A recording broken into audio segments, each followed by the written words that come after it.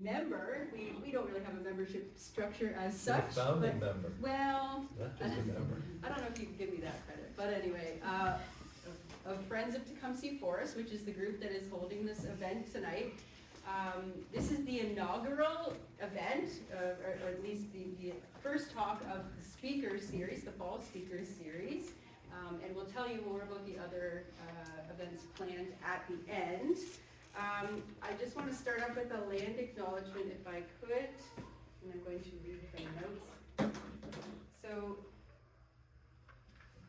I want to acknowledge that the land that we are on was surrounded by water that was originally inhabited by indigenous peoples who traveled this area since time immemorial.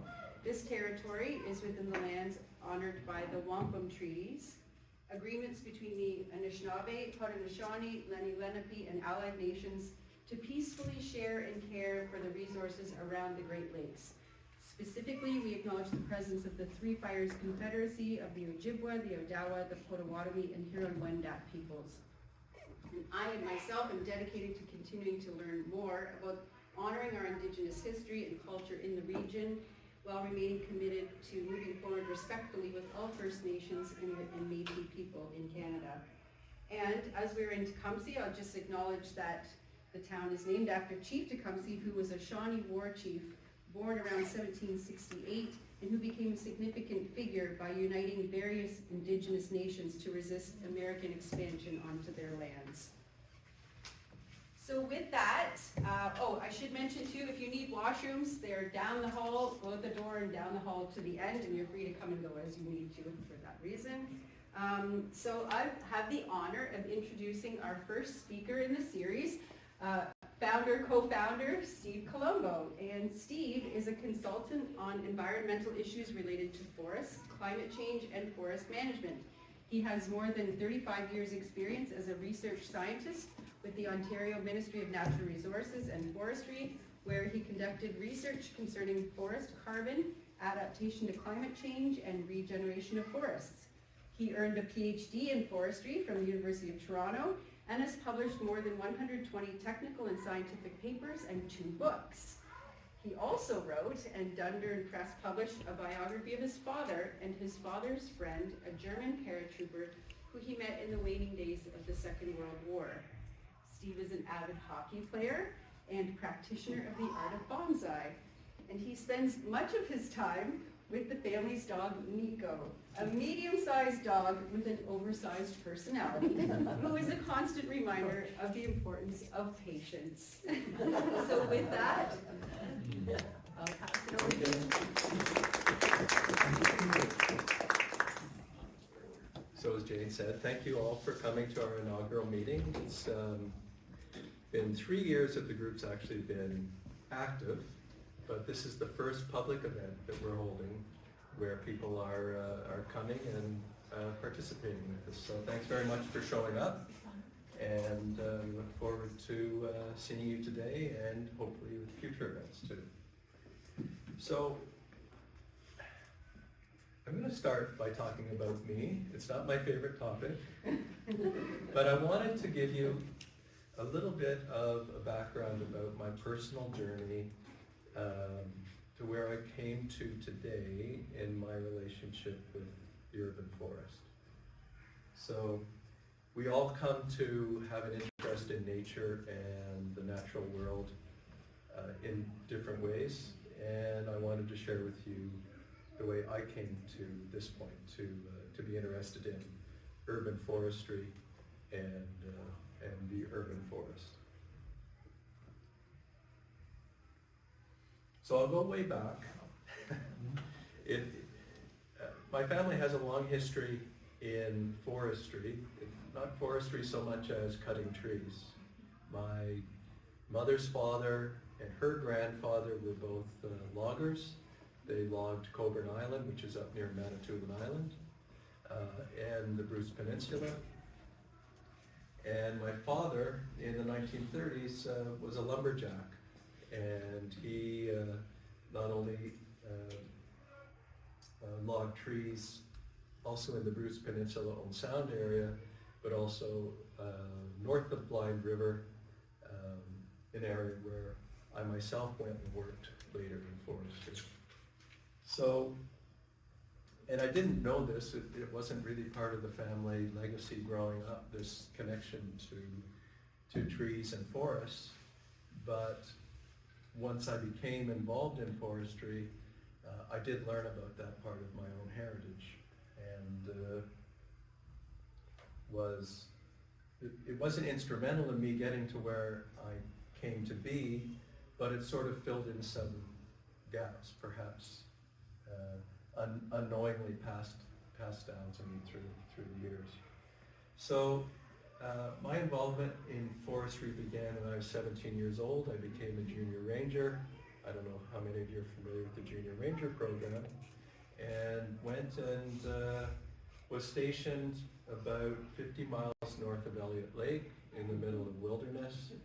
They took 30 boys from Toronto and put them in the middle of an area that had once burned in the Mississauga fire back in the 1940s, which you may or may not have heard of.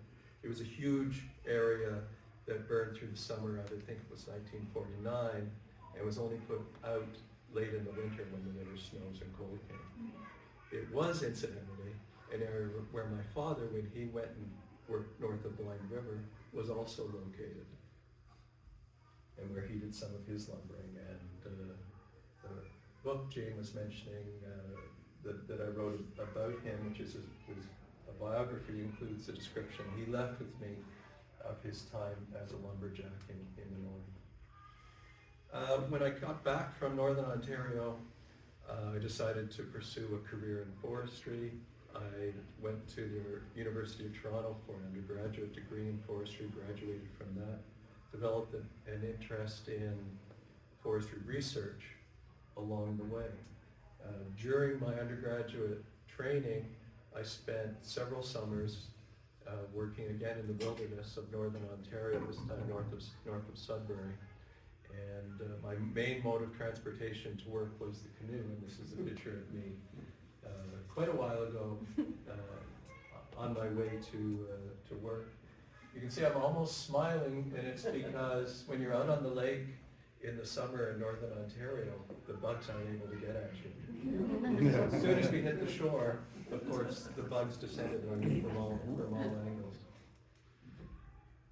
So I developed that interest in forestry from a young age, pursued it in school, in my undergraduate, and then through graduate degrees. And was fortunate enough to become a research scientist with the Ontario Ministry of Natural Resources, who I worked with for 35 years. Mostly located in Sault Ste. Marie at the Ontario Forest Research Institute. I also spent part of that time in Thunder Bay. As an adult growing up, I've spent more time in Northern Ontario than I have in the South, even though as a boy I grew up in Southern Ontario between Toronto and Owen Sound. Where am I?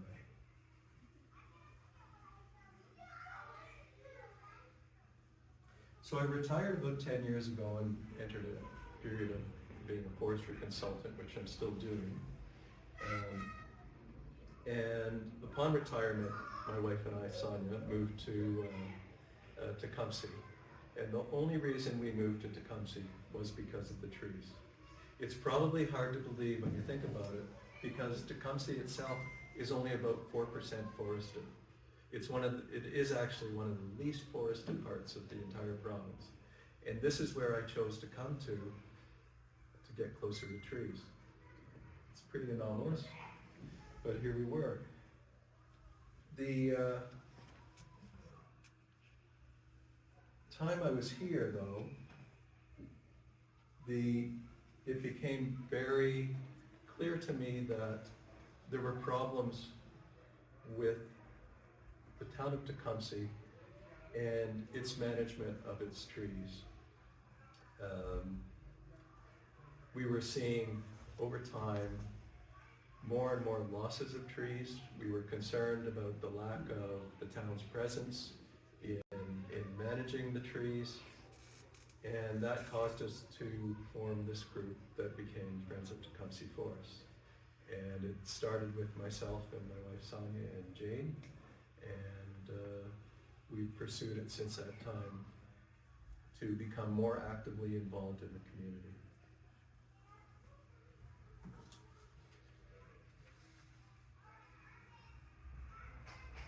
So the main reason why we started the group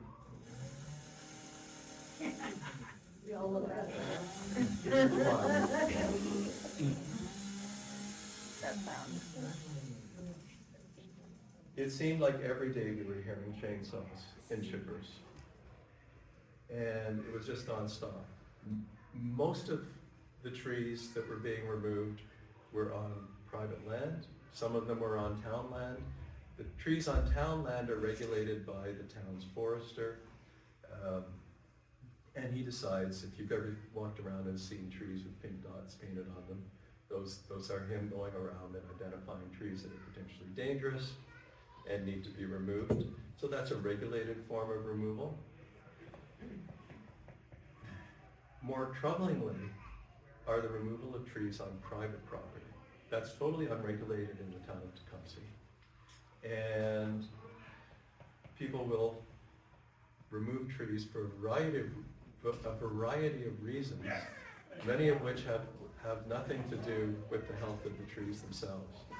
They may remove the trees because they don't like breaking leaves, or they may remove the trees because they want to put up a garden shed, and the tree is in the way. Or leaves are dropping in their pool, or the tree is shading their pool. All of these are reasons why some people will remove trees on their own private property. The problem is that the trees on the private property don't just benefit themselves, they benefit everybody in the community. So when those trees are removed, they may be doing a small benefit for themselves, but they're doing a disservice to everybody in the town. And given how low our coverage of trees is, losing a few trees in a town where there aren't many trees at all actually has a real effect that can be measured. And it reduces the canopy of trees in the town, and the effects are widespread felt, not just by the people living on that property. So what do these effects look like? So this is a Google Street View capture. You can see a house up on the right of this slide, a single-story home. And Dana, you'll be familiar with this. That house, the owner wanted to replace it with a larger house. So he had that house demolished and had a new house built. And as the new house was being built, we had heavy equipment running all over this area of land. We had large piles of dirt, taller than I am, dumped around the bases of trees. And we had heavy equipment going in and brushing against the tree trunks. So what did all that disturbance do? What does it look like now? So this was 11 years ago, and here it is today.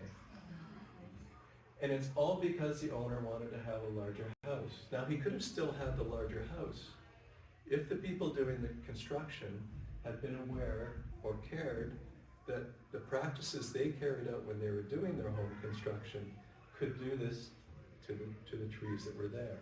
So I'll give the town credit. You can see the replanting that they've done, but we all know it's going to be 30 years before those trees are anywhere near providing the sorts of benefits that the previous trees that were healthy at the time, as you saw, would have been providing to us now and into the future. So quick explanation about this map. This map. The large map in the background shows areas of natural habitat across much of southern Ontario or southwestern Ontario. And you can see, and there are different types of habitat, I won't get into what they are. But what I want to direct your attention to is Tecumseh, which is roughly the area within the red rectangle. And you can see there's very little natural habitat. Now, prior to the 1900s, in the 1800s, when the area was being settled by European settlers, the first things they did was they came and they cut down the forest and established farms. And it's nothing against farms, but there was no regulation of the way this was done. And as a result, the landscape we currently have in Tecumseh, which you can see on the other two maps, is almost totally devoid of trees. The largest proportion of what we have is farmland, so I'll just quickly describe. In case it's not evident, here's the town of Tecumseh.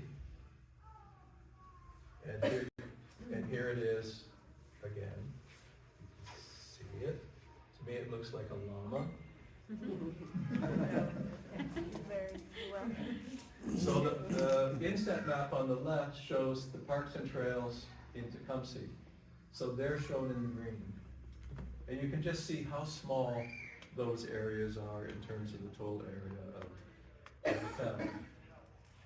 Well more than 90% of the area of Tecumseh is either farmland, mostly in the south, or a small section in the north is developed. So it's our houses, our factories, our office buildings, our malls, parking lots.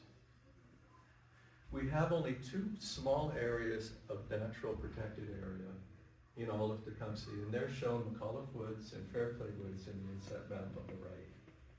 So we have very little in the way of natural wooded areas that are actually protected by the town. Actually, McAuliffe Woods is not actually part of Tecumseh, it's Urca. So the town itself only has the one area. We have two areas within Tecumseh. There are other areas of forest, and that we're talking about, those are the woodlots that we see when we drive out in the county. And if you look, you can see these areas of darker green are woodlots, but they're all privately owned. So they're not under any form of protection. At any point in time, they could be converted to housing, other types of development, farmland. And so while they're extremely important because of the small amount of forest we have, I consider those areas at risk. They're not really protected forest areas.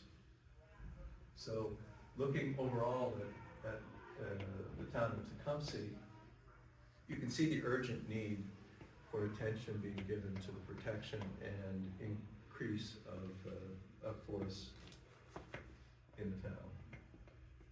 So parks, we have 41 parks in the town.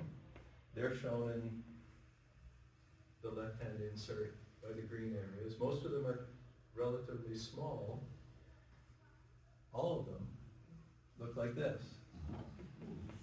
There's few trees.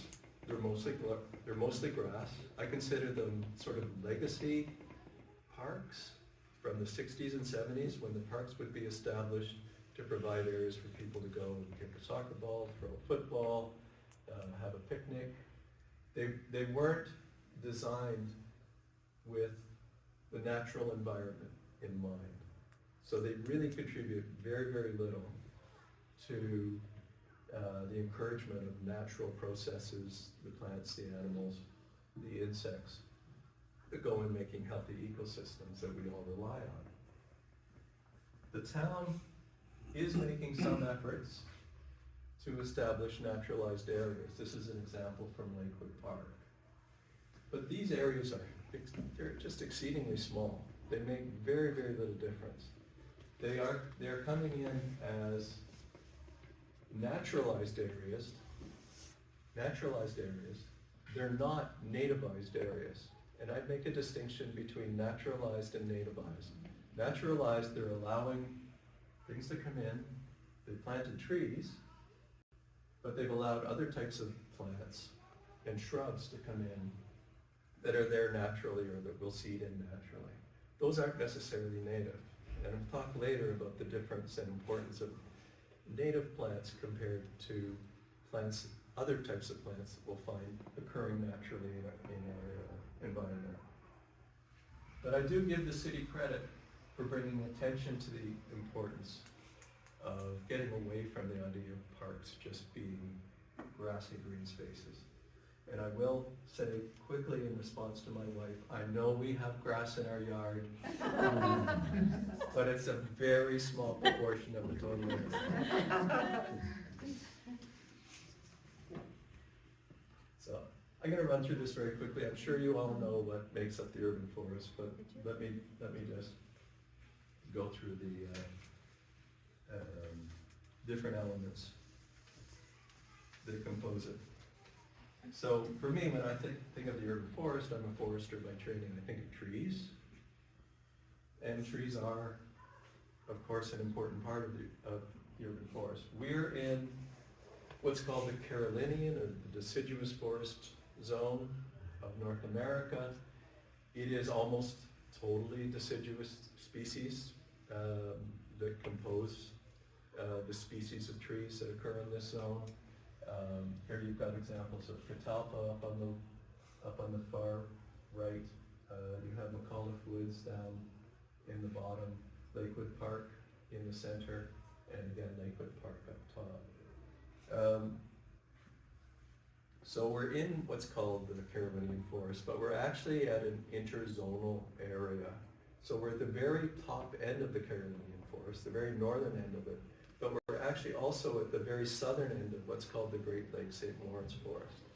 The Great Lakes St. Lawrence Forest is composed of species like red and white pine, white birch, some aspen, some poplar, but it's more starting to get into more introduction of conifers and less deciduous dominated trees. But because these two zones are meeting right about where we are, we're at a zone of very high tree diversity. It's probably one of the highest tree diversity areas, certainly in eastern Canada. BC would have higher diversity, just for different reasons. But in eastern Canada and North America, it's one of the areas of highest tree diversity.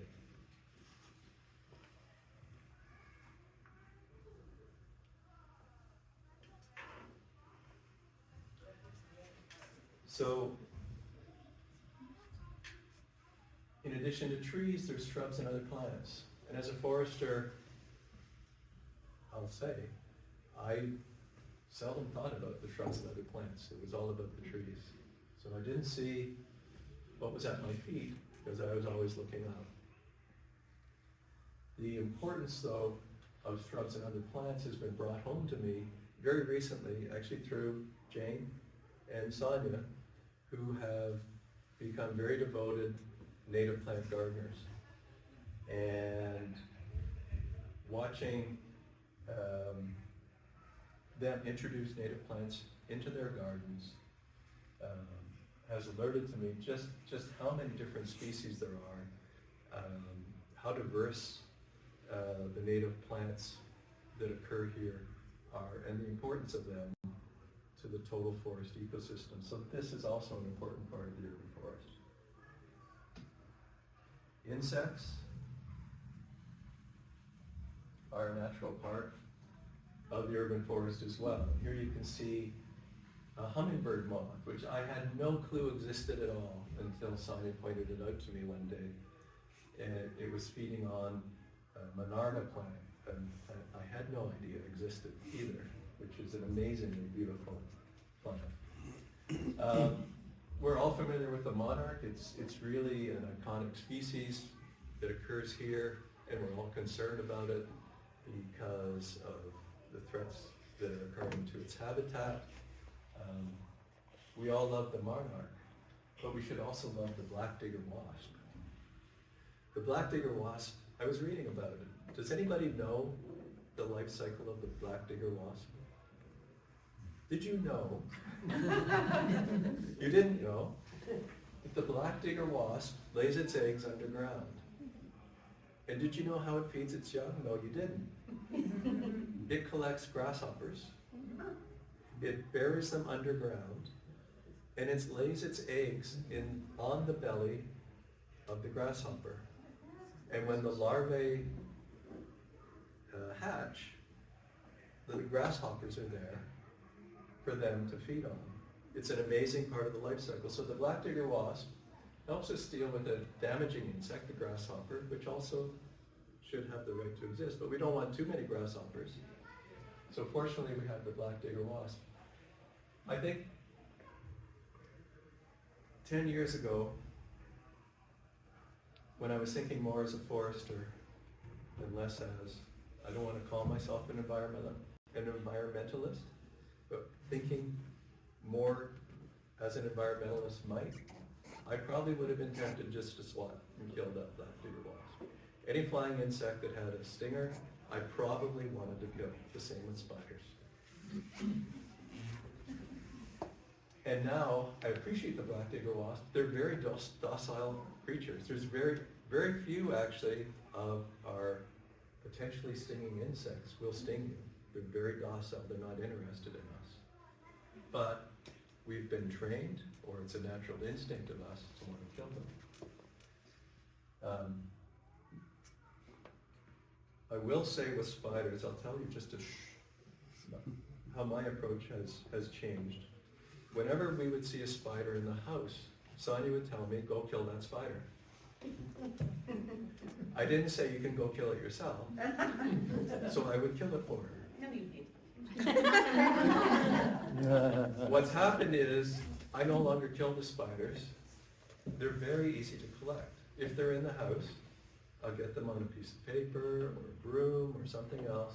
They are quite happy to go onto it, and I just take them outside and deposit them somewhere that's outside of our environment, so they don't affect us. My granddaughter really wants me to kill every spider and every insect she sees. We're working on her. When I'm outside, nobody likes to walk through a web, but I love seeing webs. Spider webs are incredible. So when we have spiders that are, and Sonia's been converted, when we see spiders now where we don't want them to be, we don't kill them, we move them. We relocate them to another area. And it's just, sometimes there's no way to avoid killing insects. I'm not saying that we have to let every insect live. Sometimes it's impossible to coexist. But there are ways we can and should try to coexist with insects and other parts of nature that is better for them and respectful of the environment. So do you steal the spider guy's signs? Because I wanted to do that lots of times. I don't. But what I do try to do is find times when we've got neighbors on both sides of us who spray regularly. Just talk to them about, you're not just killing the spiders. Or people who are now fogging for mosquitoes has become more of a thing recently. They're killing everything. And some of these chemicals have long residual lives. So it's not just killing something now, it's killing things for, I don't know how long the residual action lasts, weeks, months. But yeah, I don't steal the signs. That's a good idea. That's something we could do as a team.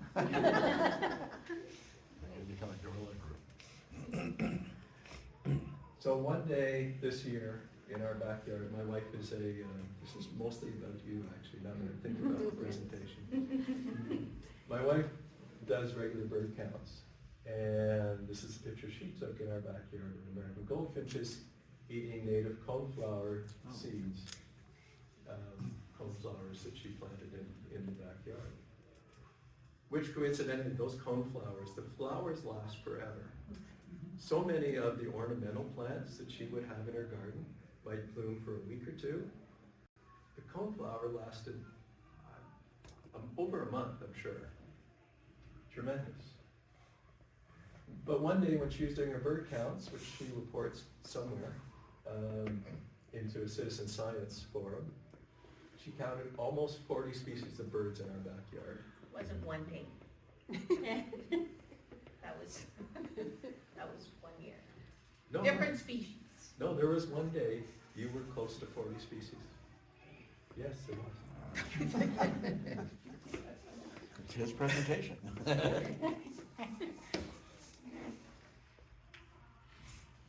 Something we don't think about, though, is that the urban forest isn't just important for the birds that we have here all year long, but we're on a migratory route.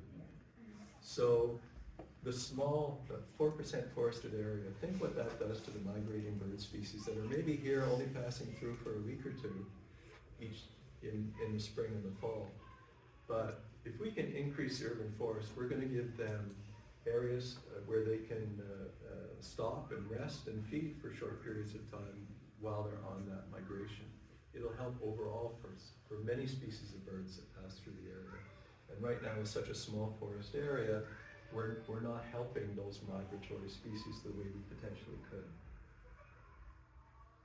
The other animals, does anybody, I wanted to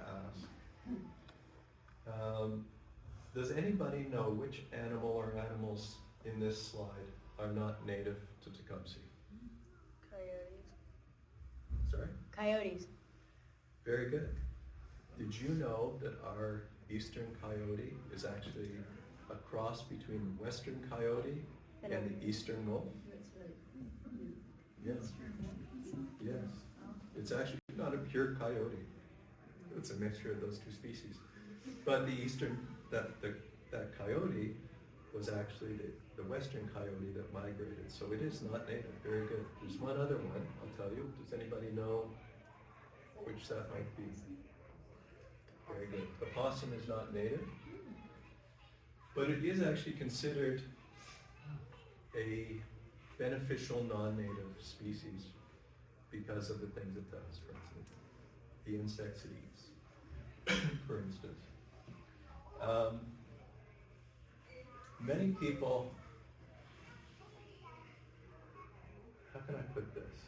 I'll say they don't necessarily appreciate having wild animals around them. We've had, at different times, foxes in the part of Tecumseh we live in, and one of our neighbors, when he saw the fox came running, he was extremely scared. He said, there's a fox, go in the house. Armin. What he didn't know was that the neighbor behind us, where he saw the fox, was feeding the fox. Chicken breasts.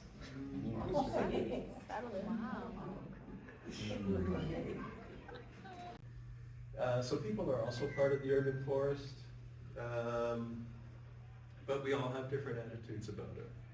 The Western traditional attitude of thinking about forests is that they're there for our use, that what we do to the forest only matters to the extent that the forest provides something to us. Modern environmentalist way of thinking about the forest is more about giving back to nature than taking from it. And that the forest has intrinsic value just by being. It's not there necessarily for us, although we can benefit from its presence. It has value just because it is. I'll read this because I don't want to get it wrong. And it's to do with the indigenous North American cultures and their approach to the natural world. They view the natural world as sacred, that they are one element of the natural world, and that it needs to be whole for future generations. They see themselves as stewards of the land. You can see some relationship between that point of view and the point of view of modern environmentalists, and you can see how far it is from the traditional Western way of thinking about nature and forests.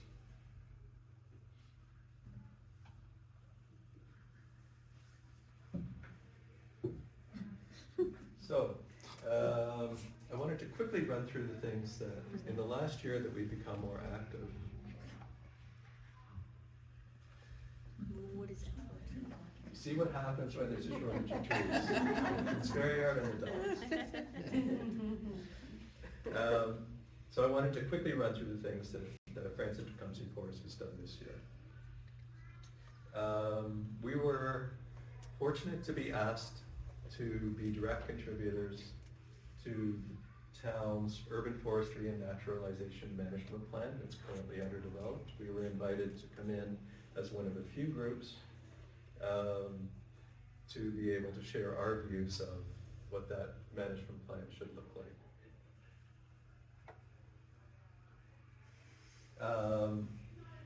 There's, behind the town hall, just over here by the skateboard park, is a naturalized planting area that the town established several years ago. It's in pretty rough shape, so we asked the town if they would let several of us come in, and do some weeding there to clean it up, remove some of the non-natives, and get it back in shape. We tackled maybe about a quarter of it, but I think we made a positive difference.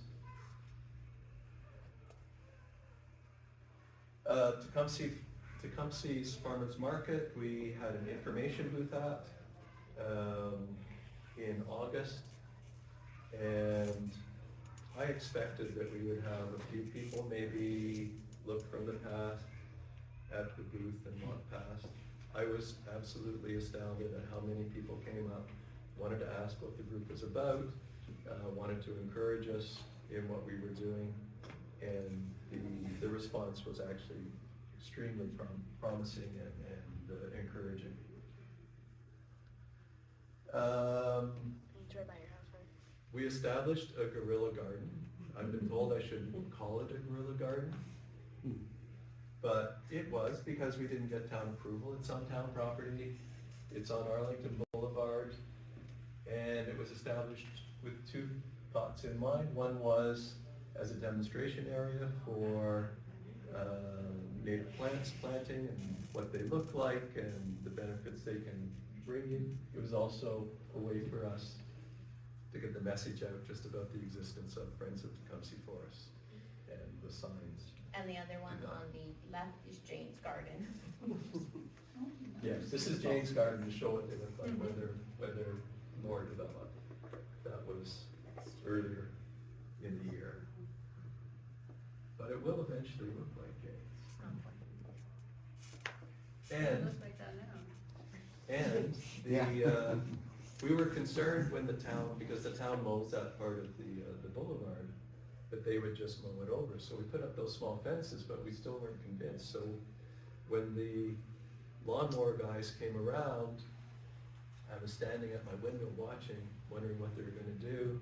They stopped the lawnmower, several of them came out and looked, they read the sign, and then they came with the hand mowers and carefully mowed around it. One guy knocked the fence down and he probably spent 5 minutes trying to get it back down. So even though they didn't know that it was there, they obviously supported the idea of what we were trying to do.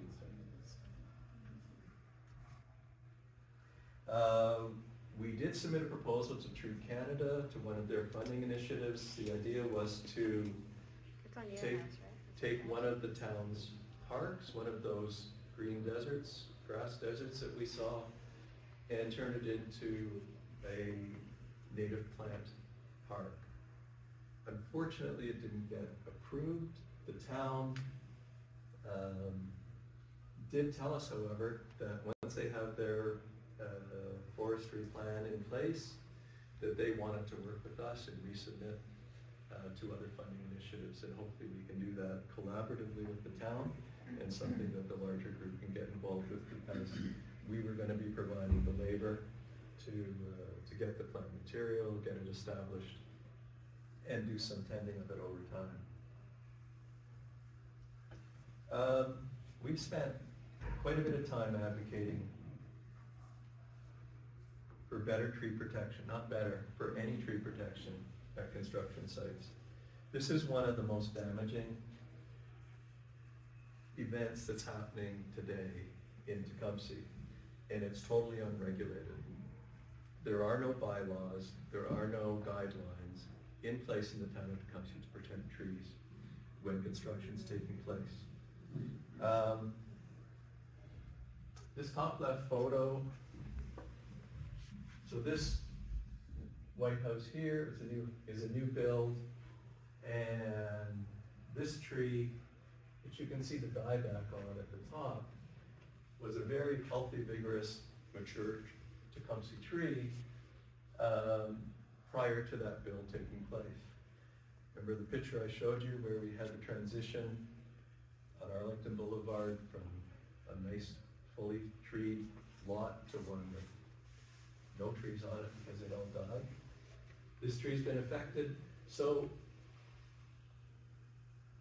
when construction people come in, they'll do their thing around the base of the tree, which affects the roots, which affects the ability to absorb nutrients and water and get oxygen because the soil's compacted.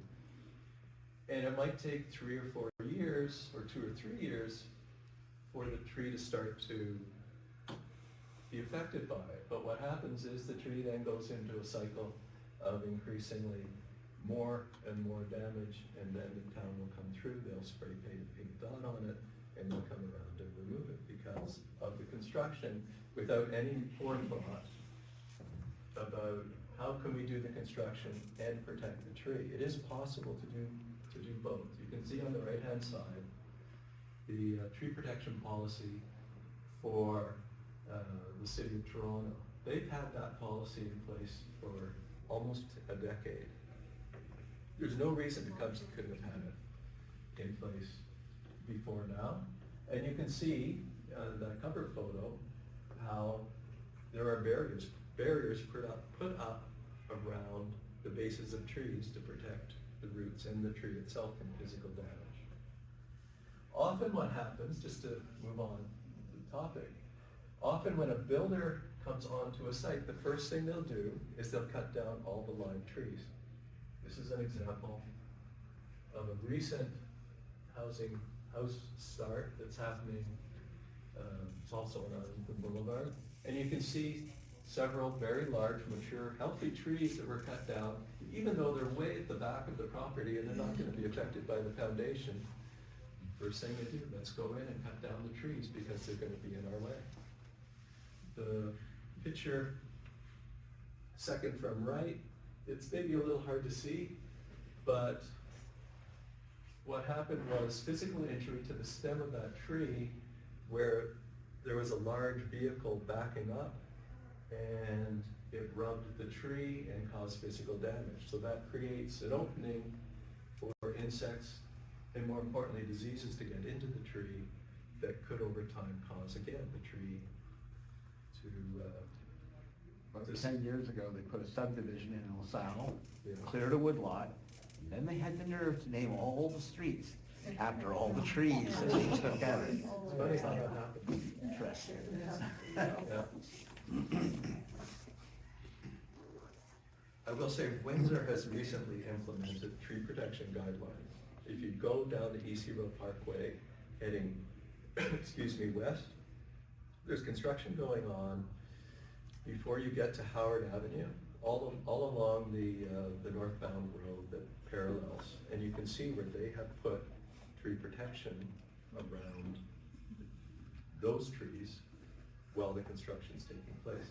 This only applies, I should mention, tree protection in Windsor and to town trees. It doesn't apply to trees on private property.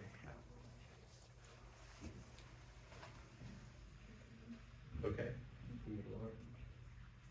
Okay, what can we do to reduce threats to Tecumseh urban forests? In the short term, I think the most important thing you can do is education, because I think a lot of people just don't think about the importance of the urban forest and trees. So I have a list of 9 things I will quickly say to you, areas where I think there are real opportunities for public education to take place. One is people that are cutting down mature trees, saying that it's okay because they're going to be planting new ones. It's not the same. Public education about the importance of maintaining our healthy, mature trees is something that would be valuable to do. The value of trees in general on private property, I think an education program for property owners who prefer to cut a tree down rather than rake its leaves is something that we can do. We touched on the property owners who spray broad spectrum pesticides. Public education there can help people understand the value of not doing that. Home builders who cut down all trees on a property without considering if it's truly needed. Public education there would be very valuable. Construction workers who work on site, alerting them to the things that they can do differently that really don't affect their construction. It's another area of public education. Garden centers who don't provide native planting alternatives to their customers. I think that's a growing area where, and we are seeing garden centers with more and more varied native plants. And lawn care companies who sometimes will apply insecticides as a preventative rather than as a treatment for an existing threat. So those are all areas where public education could, I think, make a positive difference. But just a quick story, I'm sorry to, but I think it is demonstrative. So I'm just gonna, so this picture on the left is exactly sited in the same location as the picture on the right. The house was torn down, the property was bought by the school, and this large oak tree was left. One day I was walking my dog past, and the tree service company was there to cut the tree down and chip it up. And I asked, why are you doing that? He said, well, you're told to do it. So can you just wait 5 minutes? And I went in and talked to the principal who was there, and she said, well, we were told by the town's building department that we need to have a certain number of parking spaces, so there's nothing I can do. It was up to the building department. And they weren't willing to fight it. If they had fought it and found a way to both accommodate the parking spaces that were needed and keep the tree, that's the difference that would have occurred. Okay, we can advocate for bylaws to protect trees on public and private land. We don't have bylaws protecting trees on public land, and there's no intent at the moment to protect trees on private land. I'm of the opinion that tree protection on private land is just as important as those on public land. I have some ideas about how that can be advanced, and I'm hoping Friends of Tecumseh Forests can help encourage the town to go in that direction in the future. There are things we can do to make our trees, our forests more resistant to extremes of environmental conditions. Drought like we've seen this year, heat events, and wind. You can change the species that you plant. You can plant flood-tolerant species in flood-prone areas, drought-tolerant species in drought-prone areas, and you can do things with tree maintenance to affect the crowns of trees so that they're less likely to be affected in windstorms. In the longer term, climate change is something that is going to be affecting the urban forest. There are also things you can do there. One of the most important is to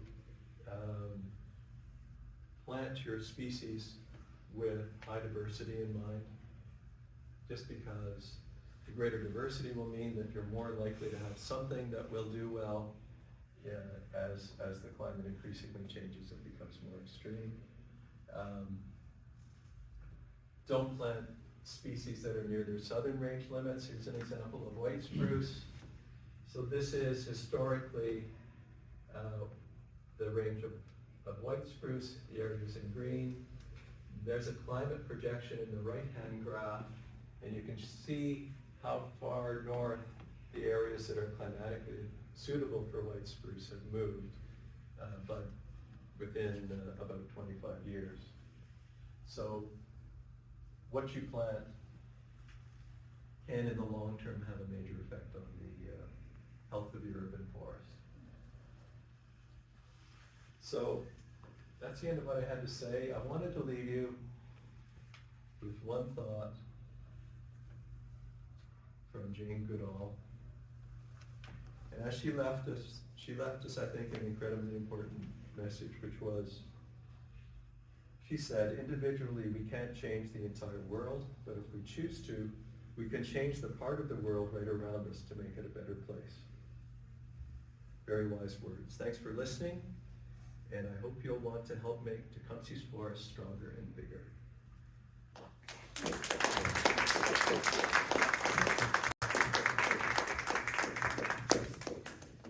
Thank you so much, Steve, and even though I've had the benefit of getting to know you and talk to you and know some of the origins